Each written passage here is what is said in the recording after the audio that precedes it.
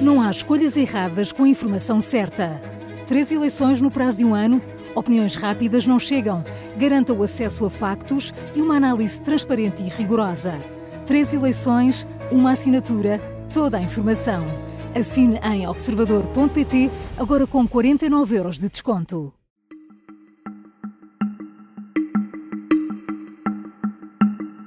Esta é a história do dia da Rádio Observador. Como o Papa Francisco enfrentou Trump e a ala conservadora da Igreja Católica Norte-Americana.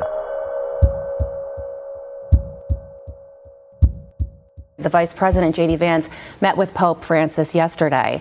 And the Vatican said after that meeting, an exchange of opinions took place concerning migrants, refugees and prisoners. And we can all read between the lines as to what that means. Foi o último encontro oficial do Papa e aconteceu menos de 24 horas antes de morrer. Na manhã do domingo de Páscoa, Francisco recebeu no Vaticano o vice-presidente dos Estados Unidos, J.D. Vance. Durante o pontificado, o Papa nunca escondeu as críticas às posições da administração Trump, nomeadamente em relação à imigração. E teve também uma relação tensa com a ala mais conservadora da Igreja Católica Norte-Americana. Que peso têm os cristãos conservadores na atual administração e que influência podem vir a ter também os cardeais norte-americanos no processo de escolha do novo Papa? Vou falar com Madalena Moreira, jornalista da secção de Internacional do Observador. Eu sou o João Santos Duarte e esta é a história do dia de quarta-feira, 23 de abril.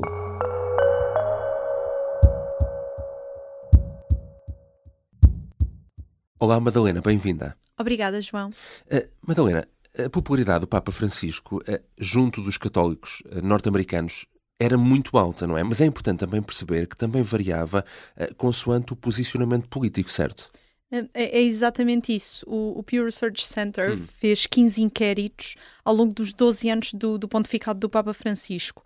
E ao longo desses 15 inquéritos, a taxa de aprovação mais baixa que ele teve entre os católicos norte-americanos foi de 72%. E a mais alta foi na casa dos 90%. Mas esta tendência, que nem sequer foi crescente, foi oscilante, tem um claro bipartidarismo, principalmente a partir de 2018. No último inquérito, no mais recente, que foi feito em fevereiro de 2025, a taxa de aprovação do Papa Francisco entre eleitores democratas, chegava aos 88%, portanto muito alta. E entre os republicanos permanecia alta, mas nos 69%. E olhando ainda para dentro dos republicanos, 29%, enquanto entre os democratas a taxa de pessoas que não gostavam do Papa Francisco era pouco significativa, entre os republicanos 29% dizia não gostar do Papa Francisco. Este Papa não escondia o posicionamento em relação a algumas tomadas de posição da administração Trump, mas as críticas a Trump começaram ainda antes de este ter sido eleito para um primeiro mandato, certo? Ainda antes de ele ser sequer o candidato oficial, ou seja, de ele ser confirmado na Convenção Republicana como candidato. A primeira vez que o Papa Francisco, digamos, atira na direção de Donald Trump, em fevereiro de 2016, portanto, quando ainda está a começar a campanha para a primeira eleição de Donald Trump, depois de ter visitado o México. E na altura, a grande promessa da campanha de Donald Trump era vamos construir o muro entre Estados Unidos e México, na fronteira. E o Papa Francisco, a bordo do avião papal, diz que quem constrói muros não é um verdadeiro cristão, porque os cristãos constroem pontes em vez de muros. Ele nunca diz o nome de Donald Trump, mas ficou claro a quem é que ele se estava a referir. A campanha de Donald Trump responde dizendo que era vergonhoso um líder religioso estar a questionar a fé de uma pessoa, mas desde aí a imigração continuou sempre como o tema em que mais chocaram. E depois há também um episódio curioso. É que a primeira visita de Trump ao Vaticano ficou marcada por vários sinais indiretos dados pelo Papa, não é? E isso aqui, eu acabei de dizer que a imigração foi em que mais chocaram, o tema em que mais chocaram, mas não foi o único.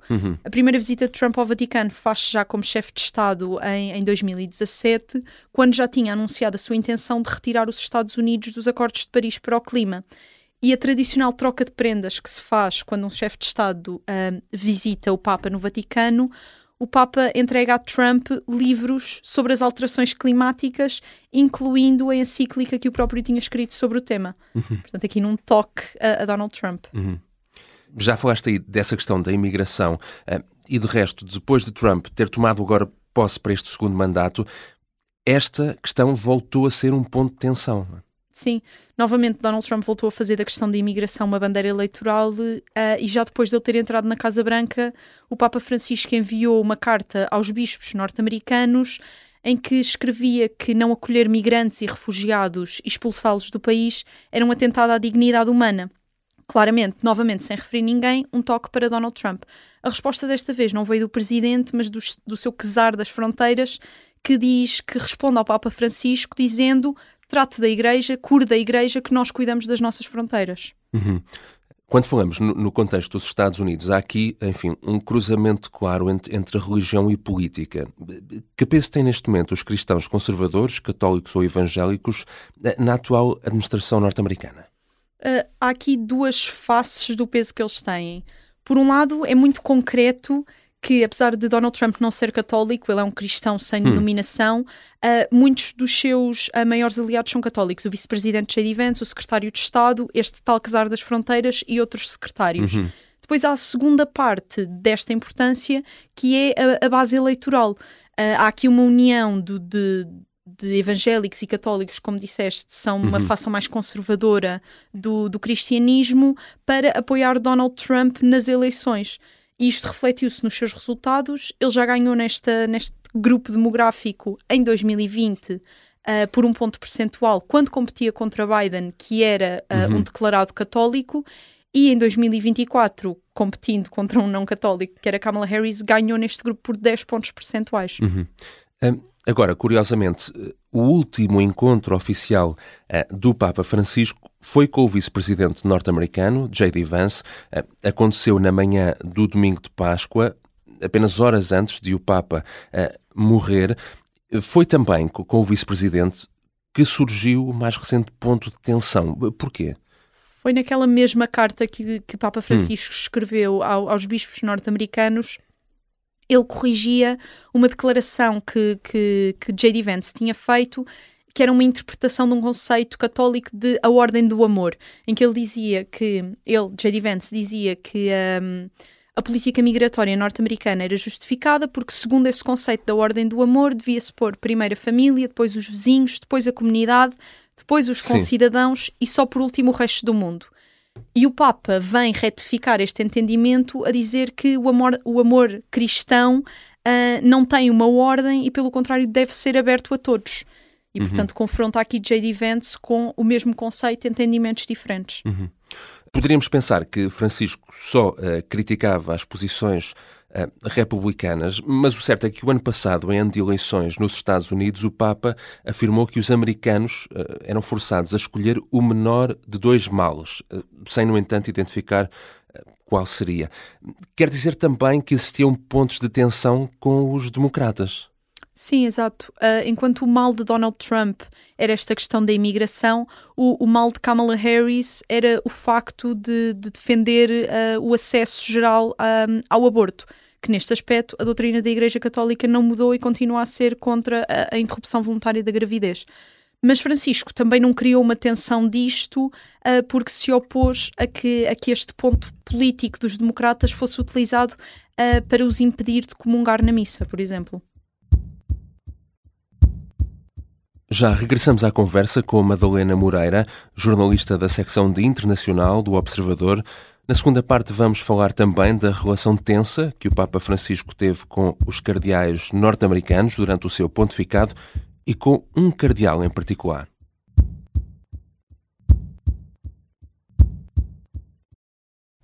Assim que entrei, as portas trancadas. Achei logo aquilo esquisito.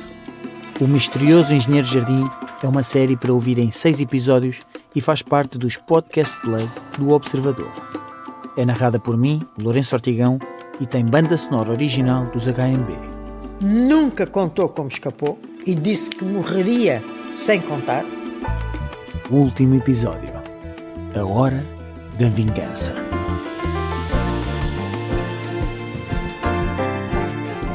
espírito dele não veio. Ai, vem. Nós temos ordens, vem. Os Podcast Plus do Observador têm o apoio da Kia. Estamos de regresso à conversa com a jornalista Madalena Moreira. Falámos aqui da questão política, não é? Mas outro braço de ferro do Papa ao longo do pontificado foi com os cardeais norte-americanos e, nomeadamente, com a sua visão mais conservadora. O Papa terá mesmo dito, no início do pontificado, que saberia que seria dos Estados Unidos que viria a maior oposição, não é? Porquê é que, no contexto dos Estados Unidos, esta ala conservadora tem, de facto, um peso significativo? Há aqui uma explicação cultural e histórica muito complexa, porque ao contrário do que acontece na Europa, o catolicismo não é a religião predominante nos Estados Unidos e então evoluiu de forma diferente e muito baseada em guerras culturais, como por exemplo a questão do aborto ou a abertura da igreja à comunidade LGBT.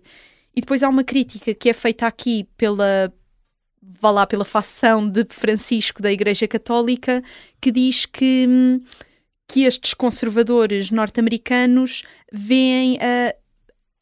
fazem uma ligação entre religião e Estado, entre fé e política, e mesmo o Papa Francisco, quando veio a Lisboa em 2023 nas jornadas e se encontrou com os jesuítas no Colégio São João de Brito, disse e reconheceu que havia nos Estados Unidos um clima muito fechado e uma situação difícil em que lá está, eles punham a ideologia acima da fé.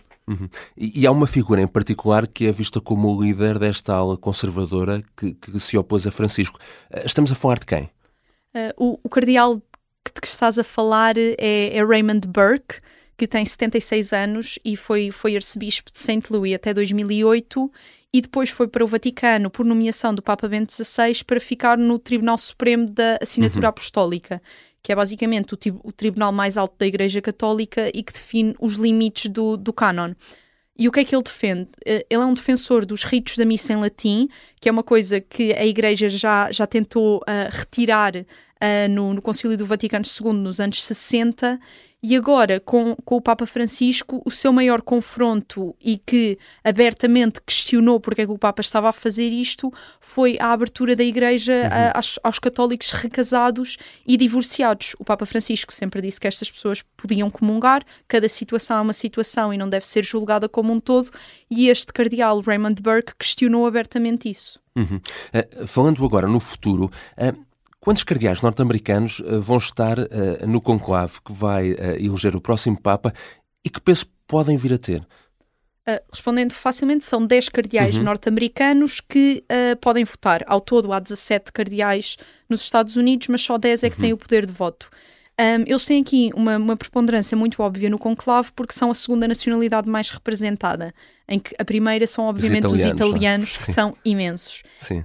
O número por si só pode não ser decisivo, porque depois há outras geografias que, somados os seus cardeais, são mais que os norte-americanos.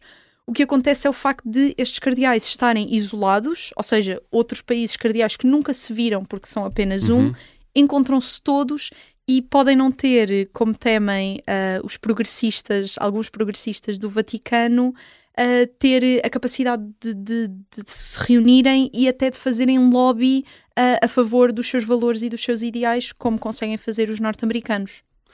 Mas neste grupo, são todos conservadores ou há também cardeais mais progressistas que sigam uma linha mais próxima daquela que era a linha do Papa Francisco? Sim, nestes 10 não estamos a falar de 10 cardeais conservadores. 6 deles foram elevados a cardeal pelo Papa Francisco até, e apesar de alguns serem da parte mais conservadora e alinharem com o tal cardeal Raymond Burke, a maior parte destes 6 são mais próximos de Francisco. Mais significativo de todos é Robert McElroy, que foi um dos seus apoiantes mais vocais, principalmente na abertura da Igreja à comunidade LGBT, e que no início deste ano foi promovido a arcebispo em Washington, D.C., na capital dos Estados Unidos. Obrigado, Madalena. Obrigada eu, João.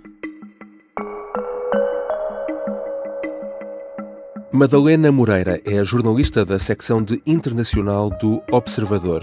A terminar, deixo-lhe ainda 3 notas para ter em conta esta quarta-feira.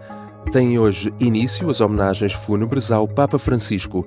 O corpo do Papa é levado da residência papal de Santa Marta para a Basílica de São Pedro, para uma homenagem de todos os fiéis. Prosseguem hoje os debates televisivos com vista às eleições legislativas de 18 de maio. O secretário-geral do PCP, Paulo Raimundo, debate com Inês Sousa Real, porta-voz do PAN. Em Nova Iorque está marcada para hoje a leitura da sentença do homem acusado da tentativa de homicídio do escritor Salman Rushdie. O caso remonta a agosto de 2022, quando um homem de origem libanesa atacou Rushdie com uma faca, o que levou o escritor a perder a visão no olho direito. O atacante pode ser condenado a uma pena até 25 anos de prisão. Esta foi a história do dia. A sonoplastia é de Bernardo Almeida, a música do genérico do João Ribeiro. Eu sou o João Santos Duarte. Até amanhã.